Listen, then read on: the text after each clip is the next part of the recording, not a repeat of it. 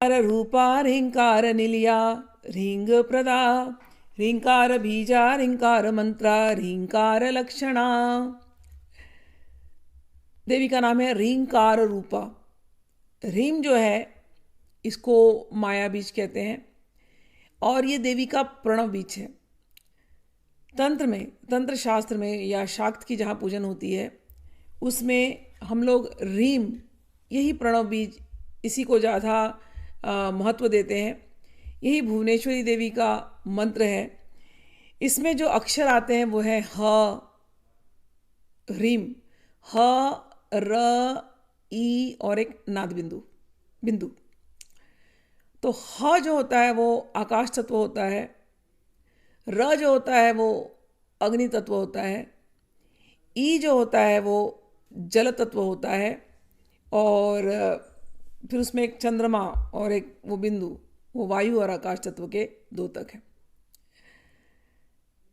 एक अर्थ तो ये निकल जाता है। दूसरा अर्थ, ह्रीम आप देखोगे ना तो ये हरि और हर दोनों नाम आ गए ना। हर, हर में भी हर आ गया और री में भी हर ईम ऐसे हो गया। हरि में हरी और डॉट डाल देंगे तो रीम। तो ये ह की शक्ति लेकर के, र की शक्ति लेकर के, यानी कि हर की शक्ति लेकर के और हरि की शक्ति, हर तो शिव जी, हरि यानी विष्णु जी, हर यानी जो जो संहार लीला करते हैं, हर यानी जो पालन की लीला करते हैं। और इन दोनों की शक्ति लेकर के जो सृजन की शक्ति है, हर और हरि की भी शक्ति जो है वो है साक्षात भगवती। तो हर, हरि और इन दोनों की शक्ति साक्षात भगवती, वो ह्री। और उसके बाद जब वो बिंदु आता है, बिंदु यानी परब्रह्म, परब्रह्म स्वरूपिणी, इन दोनों की शक्ति। तो परब्रह्म, परब्रह्म स्वरूपिणी शिव, हर और हरि की शक्ति, वो इसी एक बीज मंत्र रीम, जिसको हम कहते हैं माया बीज, वो इसी में आते। माया बीज, ये जो संसार है ये खेल है और ये खेल पर एक आवरण है माया का। तो ये पूरे लोक बने, ब्रह्मा जी प्रकट हुए, तो ब्रह्मा जी को प्रकट करने के लिए कोई तो शक्ति चाहिए ना। हमेशा हम सोचते हैं अरे विष्णु जी के नाभि से निकल गए, ठीक है, विष्णु जी करेंगे क्या अगर अगर उनको पाला ना जाए तो। जब ब्रह्मा जी निकले तो जब कमल पे थे, तो कमल अगर आप लोगों को कथा जानते होंगे तो हर सर्वत्र ब्रह्मा जी को कुछ दिखाई नहीं दे रहा है, एक अपने अतिरिक्त, और सब जगह जल जल जल जल जल जल जल दिखाई दे रहा है, बस अंधकार और जल। और ब्रह्मा जी ने खूब तपस्या करी है और फिर ब्रह्मा जी जब तपस्या करे हैं तो भगवान प्रकट हुए हैं और भगवान ने उनको 3 शक्ति दी है। ज्ञान शक्ति। ब्रह्मा जी ने पूछा मुझे करना क्या है? बोले ज्ञान शक्ति से तुम सृष्टि का निर्माण करोगे। कैसे करोगे? रजोगुण आया, रजोगुण नहीं होगा तो सृष्टि का निर्माण नहीं होगा। तो ज्ञान शक्ति सतोगुण हुआ, फिर उनकी रजोगुण दिया गया उनको, जिसमें इच्छा शक्ति और क्रिया शक्ति दी गई, और उससे फिर उन्होंने इस पूरे ब्रह्मांड को बनाया। तो भगवान विष्णु के मन में यदि उठता है कि संसार का खेल किया जाए तो खेला करने के लिए शक्ति तो चाहिए ना। तो वो शक्ति कौन है? वो है भगवती त्रिपुरा, जिनका एक नाम है ललिता।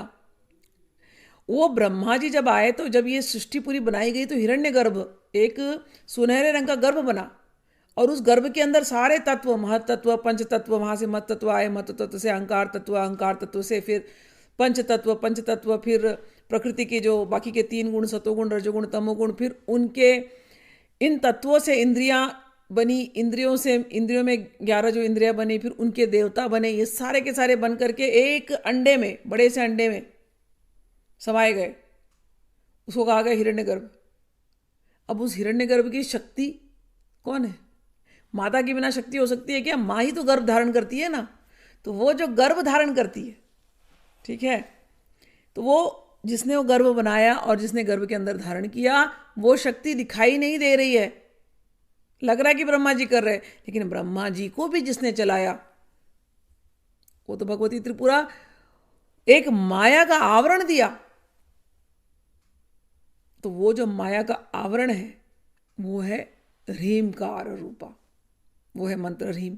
तो जब हम देवी की साधना करते हैं तो पहला प्रथम जो जो वर्ण होता है वो यही मंत्र होता है, माया बीज ह्रीम। और इसकी साधना करनी पड़ती है। इसका 36 लाख जप, तंत्र साधना में 36 लाख इस मंत्र का जप होना चाहिए अगर साधक को साधना में आगे बढ़ना है। आप कोई भी देवी का मंत्र उठा करके देख लो, आपको ये बीज मंत्र हर जगह मिलेगा। ये बीज मंत्र ये माया का मंत्र है। ये संसार रूपी माया के आवरण को हटाने में यही मंत्र काम आता है। और जब संसार रूपी आवरण हटता है ना, तभी जाके भगवान प्रकट होते हैं, देवी प्रकट होती हैं। इसलिए ये माया बीज, इसकी साधना करना ये बहुत ही आवश्यक है तंत्र के रास्ते में। जो कोई तंत्र सीखते हैं, तंत्र प्रैक्टिस करते हैं, तो देवी का नाम है ह्रीमकार रूपा। तो मैंने आपको ये अक्षर बता दिए।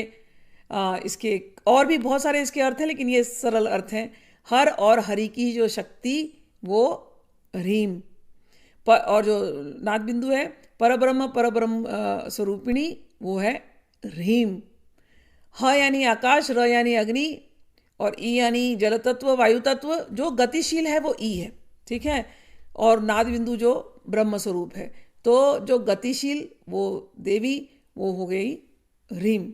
तो आकाश तत्व, अग्नि तत्व, जल तत्व और जो पृथ्वी तत्व, इन सब की जो शक्ति है वो है ह्रीम। तो देवी का नाम क्या दिया गया? ह्रीमकार रूपाय नमः। आगे से आप ह्रीम देखेंगे तो ये सब कुछ, जो कुछ भी आप देख रहे हो ह्रीम। ह्रीम का एक और अर्थ है मूल प्रकृति, ये भी ह्रीम है। अच्छा, ह्रीम और ओम, ओम को भी हम प्रणव कहते हैं, लेकिन ओम जब प्रणव होगा तो वो पुरुषात्मक प्रणव है, जहाँ पर शिव के लिए बोलते हैं और विष्णु के लिए बोलेंगे।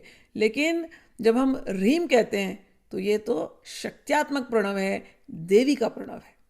तो ह्रीम देवी का प्रणव है। ह्रीम और ओम एक ही जैसे हैं, लेकिन ये शक्ति की पूजा करने वालों के लिए ह्रीम प्रणव मंत्र, यही साधना में पहला मंत्र दिया जाता है। और एक और अर्थ इसका आता है, अब मैंने कह दिया हर और हरि की शक्ति है, शिव और विष्णु की ये शक्ति है ह्रीम। तो हर का अर्थ क्या होता है? हरने वाला। हरि कौन? जो हर ले। क्या हरता है? जब हम मरते हैं ना, तो सारे पाप कर्म को कौन जलाता है? हर। जब कोई मणिकर्णिका, जो अब कोई काशी में प्राण त्यागते हैं तो कहते हैं भगवान आकर के तारक मंत्र देते हैं शिव जी। क्या तार रहे? हमारे इतने सारे कर्म जो हम गलती से कर बैठते हैं, लेकिन हम देवी को याद करते हैं तो भगवान शिव आकर के हमको उतार देते हैं। तो ह्रीम मंत्र में शिव जी की शक्ति चल रही है। तो जो हमारे